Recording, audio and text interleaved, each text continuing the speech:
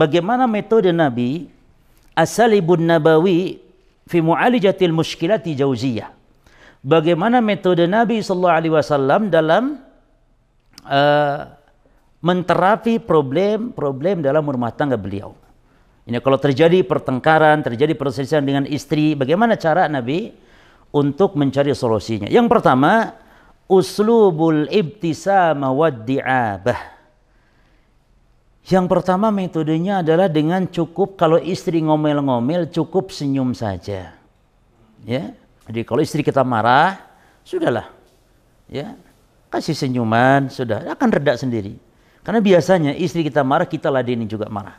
Maka tentu para suami istri tolong, kalau suami ngomel-ngomel, istri diam. Istri mau kasih senyuman, kasih biar. Mungkin suami kita tegang di luaran melihat sesuatu atau di tempat kerjanya dan semisalnya, kasih senyum. Demikian sebaliknya, istri ngomel-ngomel mungkin pusing, anak ngompol, anak mau uang beras habis dan semisalnya, kita senyum saja dulu, baru cari solusi. Ya cuma, tapi itu yang pertama. Yang kedua, uslubu at-taghadhi. Uslub at-taghadhi. Metode yang kedua kiat dalam rangka untuk mencari solusi problem ketika istri mungkin marah dan semisal, uslubut taghadhi, dengan metode taghadhi. Arti taghadhi ini mencuekkan. Jadi dicuekkan, diabaikan maknanya. Jadi jangan ditanggapi, ya. Maka kita pun para jemaah, kalau misalnya istri marah-marah, ngomel-ngomel, terkadang mungkin perlu kita diamkan supaya reda. Ya, kalau tadi kasih senyum, kalau ini tidak, biarkan saja sudah. Senyum sudah tidak tahan, mungkin tidak mampu, sudah biarkan saja. Yang ketiga, uslubul hiwar wal iqna, metode dialog. Kadang-kadang disenyumkan tidak bisa, didiamkan juga tidak bisa, baru diajak bicara dialog untuk membuat dia itu tenang. Karena kadang-kadang yang kita sampaikan suatu hal akan menjadi tenang. Ya. Kemudian yang keempat, uslub at-tadhkir. Nah, metode menasihati. Jadi kalau istri ngomel-ngomel, kita lihat mungkin istri melakukan kesalahan, maka jangan dibiarkan, jangan cukup senyum, tapi metode dengan nasihat dan peringatan.